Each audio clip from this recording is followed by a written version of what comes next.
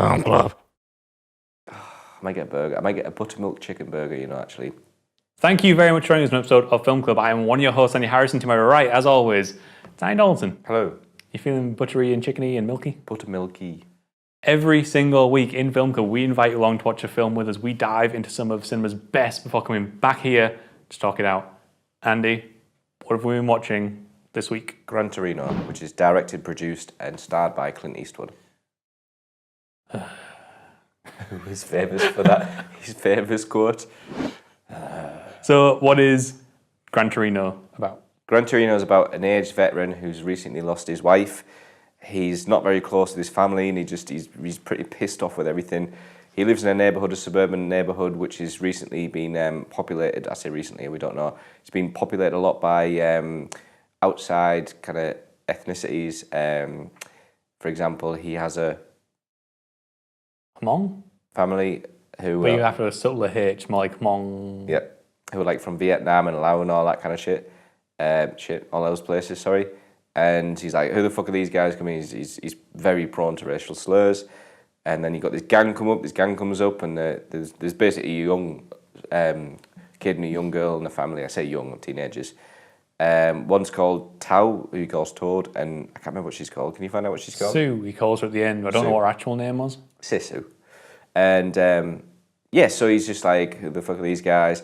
The gang come in, it's just like to Tao, it's like, because he's like a little cousin, he goes, oh, come on, be part of our group. And he's like, Tao's like, nah, I don't fancy that.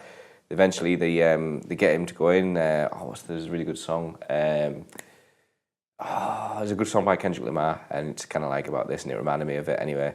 And it's, I'll come back. You'll know it's a Good Kid, Mad City. Really good song. Really good song. I don't know when this occurs in the film. When is this song from Kendrick Lamar? No, the song doesn't come in. I'm just saying that it's the, that's it, the art of peer pressure. And this song goes about like how, I'm with the homies and stuff like that, and they kind of like make him do stuff he wouldn't normally do. Yeah. And they make Tao try and steal Clint Eastwood's character. His prized possession is his 1970-something Ford Gran Torino. So they make Tao try and nick it. Tao gets caught. Clint Eastwood's like, get the fuck out of my house, lawn. And then they try and repair those relationships later on. And he eventually grows to like them. And then at the end, Clint Eastwood gives his life away to make sure that these gangs can fuck off. Yeah. So you've seen Gran Torino before? Twice, and this is my third time. What do you think about it? I loved it because it is a through and through Clint Eastwood film. So the first one we did by him, we did, what's it called that you loved? Unforgiven, that's it, yeah. I don't know why I else forget that. Unforgiven, which is a great film, and you can kind of get from, especially from Clint Eastwood in all his, you've recently watched the Western trilogies, the Good, Bad, the Ugly, for example. Yeah, although he didn't direct those. No, it was by... Sergio Leone. Clint Eastwood's always had this character of Clint Eastwood where he expresses with his face, rarely talks, and he groans a lot, and yeah, a bit like that. And I've seen him in a few films. First time I watched Gran Torino, I didn't fully appreciate the kind of character, that Clint Eastwood as a brand is. Yeah, and like as we were saying earlier as well, what I really appreciate about this is that he knows how he has aged. He knows how Clint Eastwood has aged. Yes. And he kind of makes that into his own films. He kind of takes that idea and transports it into the character itself. Like loads of people have trouble separating that idea of like some actors and some directors, and obviously you were saying some director actors as well. So like Ben Affleck, for example, he knows how to put himself into roles in films. Then we came across a bad example of this, which is Adam Sandler. Yep. Are you saying Woody Allen was I think in the end, some of Woody Allen's earlier work, he casts himself kind of wrong. Yeah, Adam Sandler just makes sure he gets the fit girl in a film. Yeah. It's like, fuck off. Yeah. And he always writes like he has to kiss her at the end. I don't like Adam Sandler in his films. His early ones, yeah, fair enough, but no. But yeah, Ben Affleck is a great example, but Clint Eastwood is your best example, I'd say. Yeah, he understood how he aged. He understood how that reflects him on screen. He understood how his persona aged. He understood how the man with no name aged. And it's really cool because if you watch $1 Million Baby, you'll see that a younger version of Clint Eastwood, because it's Clint Eastwood is young, but a younger version of that character in $1 Million Baby. It's called Walt, isn't he? Walt Kowalski. So I thoroughly enjoyed it as a Clint Eastwood film and the film itself. I thought it was really kind of like slow moving, but in the best way. It was like very his relationship, and you got to know him more. What I'd really enjoyed actually, because this third time around watching it, you see the character arcs of many of them, but the character development or his relationship arc. Is that a phrase that you use in film? It is now. Okay. His his relationship he has with the priest, the pastor. Yeah, I love that so much. It's amazing. From the moment that guy comes on screen, you feel Walt's sort of like disgruntlement to him, and he's just being a bit ageist in some ways. But it's kind of like, at first you feel like it's ageist, but almost like a slightly justified ageist. Then you find out it's kind of not justified. This guy is actually really good at his job. And he also, what I like about this guy is his empathy that he has. Yes, he's trying to do his job, but there's those parts, it's like, you do not think I'm fucking pissed off too? Do you want a beer? I'd fucking love a beer. Yes, that's the best climax, that relationship. Yeah, and it's just like, that there is where it's hit right the thing, and he obviously comes at the end for his confession. Even those parts in between, it's like, we're in a club, you want a G&T? Sorry, I just remembered a funny scene in the film.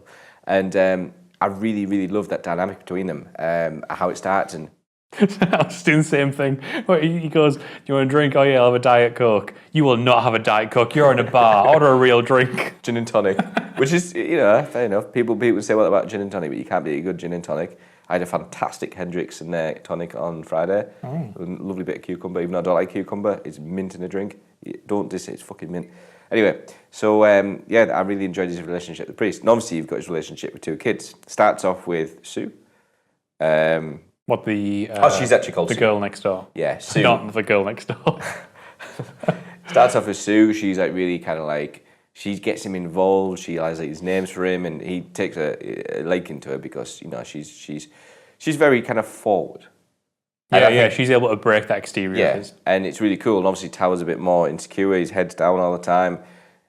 That relationship built. It kind of like they get together more, and the kind of awkwardness disintegrates as the film progresses. But it's Sue that originally kind of enables that relationship to happen. Yeah. And Tower later on is like he's almost his protege. Also, even like the between the families and stuff like that, how the Asian community slowly accepted. I say Asian community, sorry. The Hmong community, my apologies. Now, I think that's great. I did enjoy, obviously not enjoyed, but enjoyed how obviously it starts off with Sue, and she's this really lovely, bubbly character. She helps this, she's the one that gets him a beer, brings him downstairs. Oh, it's rice liqueur, and he's like, fucking right. And at the end, you can actually see that party, how he's quite pissed. He's like, yeah, I'll come back for that because I really like food. He's like, just loves the food. Yeah. He's like, when he goes, oh, to bring on your, with all those chicken dumplings? Yeah, actually, bring them in. And that's really cool. But obviously at the end, when he kicks off against the gangsters, they actually beat up and rape. Well, it's implied that they beat up she's beat up but rape Sue. Yeah. And to see her, there's probably the bubbliest character in the whole, easily the bubbliest character in the whole film, so beaten down and fucking, you just like, you feel it just as Eastwood feels it as well, just as Walt feels it. You understand how he could cross that line, and it's a great way of lulling you into this idea that he is just going to go out there and just going to gun them all down. Which at end scene, going back to the priest and the confession and stuff like that, or like the priest in himself, is the two officers going, shit's going to happen down here. Yeah. The priest knows in some way, some form or another, that blood's going to be shed, but he suspects it's going to be the gangsters. Tao was like, oh, we should kill him because he knows what Walt's capable of. And in the end, I just love that climax where it's just like, my life's complete, my life's content. Don't have much going for me, but what I can do is give these guys a future by locking these guys up, getting them off the streets, and provide a way forward. Which, yes, some films you can say that kind of, you've seen that kind of stuff before, like I'll sacrifice myself for you guys. But it is unexpected because the film steers in the direction where he's just going to wreak havoc, much like, say, Dirty Harry. Spoilers. So for me, how those relationships make this amazing, already kind of amazing, this weirdly amazing character do this kind of shit, I think that's the selling point of the film. It is just, it's fucking good, man. It's fucking great. I really thoroughly enjoyed it. I mentioned last week how Clint Eastwood composed his film. He didn't. I do apologise. He composed $1 Million Baby, which is why I get confused, but he also did write a track as Walt Kowalski, at the end of the film. You know where the credits go? Called Gran Torino? Called Gran Torino. Called Gran Torino. It eventually evolves into... Is it with Jamie Lee Curtis as well? No, it's with the guy who also did Jamie Cullum, who did the music of the film. Michael Stevens also did the music, but Jamie Cullum does a few tracks in this film. I think it's a few tracks anyway. But yes, so was that, like, I thought it was a really, really nice way to end the film, with Tao with a Gran Torino driving down. I was like, yeah, go on. Family's interesting, his relationship with the family. His family. Yeah. His family's really interesting because, like, it's this really bitter, kind of brash look at modern families and the way they're kind of... Only there for the money and... Younger generations are acting like vultures around, like, an old generation. Especially, like, right at the end when... When he gives his Gran Torino and that girl's face just goes... Yeah, but even like before that happens, the idea of like the camera even looking at her at that point is kind of disgusting because like she hasn't been in the film, she hasn't paid any sort of respect towards him. You're like, can we just get the camera away from her? Like she's clearly not going to get the car. Do you reckon? So did you not like that part about putting the camera on her? No. I mean, it works, but like it makes you feel like, come on. Yeah. If you knew him at all, he would not give you his car. So I got some problems. Cool. Right? I wanted to love this film. All right. It's Clint Eastwood, and it's also Clint Eastwood kind of removed from the one thing I don't like about Clint Eastwood sometimes, is he's got a real love for like the American military. This film is so American military. Have you noticed the music? Yeah, but like aesthetically, it's removed from that in that he's retired. You never see that kind of. The music's heavily, a lot of the music's heavily military, but yeah. Yeah, but I kind of like the music of that sort of thing. Okay. It's just like the idea of someone shouts in your face and then you shoot somebody in the gut. Right. I'm not on board with it. Like the idea of rank and like having to say things to somebody just because they outrank you. I'm on board with stuff. But anyway, that's personal issues aside. Yeah. I should love this film. I love, like you're saying, the pacing of it. He's so well cast. It's a really touching story. And things just don't quite click for me. Do you reckon? The gears don't quite mesh. Is that you as a person, or do you reckon that as a film it doesn't click? As a film. Interesting. I think it's so close. So close. One of the most egregious examples in this film I can give you is Clint Eastwood, great performance. Everybody else, Especially Sue and Tao. Well, come on. Tao plays the insecure guy. Later on in the film when he's going, we should kill him and all that, I get. But imagine like someone who's like, I can't remember if he's like actually American accent and stuff, or he's been just thrown into America sort of things. Well, he says he's, I know in the film, I don't know the actor, but the film, he says he's born in America, doesn't he? Right, okay, fair play. If that's the case, then fair enough, because he seemed like he's almost struggling to get his anger and rage forward to that end scene where he's locked in the basement. I agree with you there. Yeah. But I love how he plays the insecure guy because, So yeah, some of his physicality of like looking down and moving his waist. That lack of confidence, whether it is the actor's lack of confidence, kind of goes through with the character, which it doesn't ruin it. I think. No, it doesn't. No, nothing. None of these big things I'm going to bring up are like ruin it. It's all going to be centered around Clint Eastwood. I see what you mean. It's just because the film, the narrative structure is actually about Tao. Yeah, it's about Tao is the one who is getting pulled into this gang. It's Tao's family who he meets. It's Tao who it's his family who gets assaulted at the end. Narratively, like the plot is about Tao, and it's just about Clint Eastwood's effect on his life. So yeah, he has some horrible line delivery. So does she.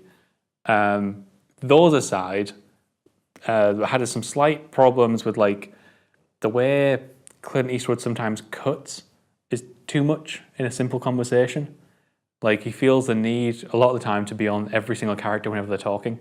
And sometimes it just... No, I wouldn't pay attention to just like yanks you out of it, like it's frustrating, I think, more so because in his early career he didn't do it. And especially when he was acting, right before he started making films himself, he was doing it with like Sergio Leone, who wouldn't cut a lot. He like quite slow-paced films. And the pacing of this film overall is quite slow. But then in certain dialogue scenes, he's like boom, boom, boom, boom, boom. Yeah. Like, So okay, I've never noticed that. I hope this isn't another Lazarus moment. I don't think it is. Like I said, this doesn't ruin the film for me at all. I think I think it's a really good film.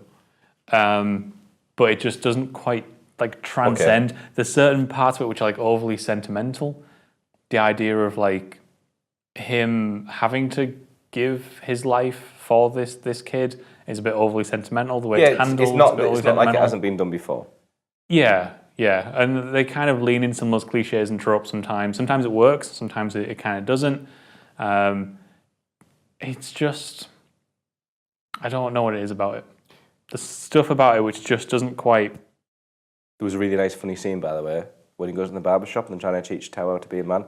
Yeah, probably my favourite scene in the film. I forgot about that and how funny it was. When he comes in, he just calls him an Italian bastard at the end. I forgot he said that. I was like, oh, that was funny. It's a great line. There's another kind of issue I've got with the dialogue in that Clint Eastwood, I get that he's talking to himself a lot because he's just lost his wife. So he's used to talking to him, like to somebody. Or his doggy. Or his dog, which I appreciate when the dog comes in a little bit later on and he's talking to him out on the porch, because like, okay, slightly more reason to be talking to himself all the time. A lot of time it's just exposition.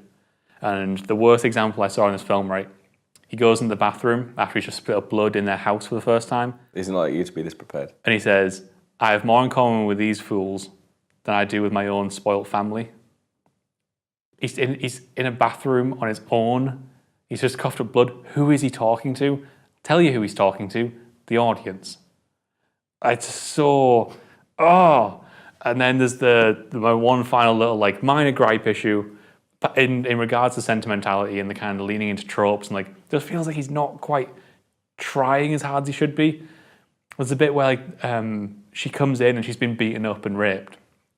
And is this the glass drop? He drops the fucking shot glass. That's the part, right? Okay, yeah, I know what you mean. Because I saw that and I was like, well, it's obvious he's going to drop the glass, but he just does it in like a half-assed manner. Yeah, and the camera takes so long to get into the glass, and he waits for the camera to move rather than the character like reacting to something. It'd be cool if it was like you heard the drop, and then you saw him there with the glass, and you heard the drop, and then you looked to his hand, there was nothing there. Or yeah, like that. Better.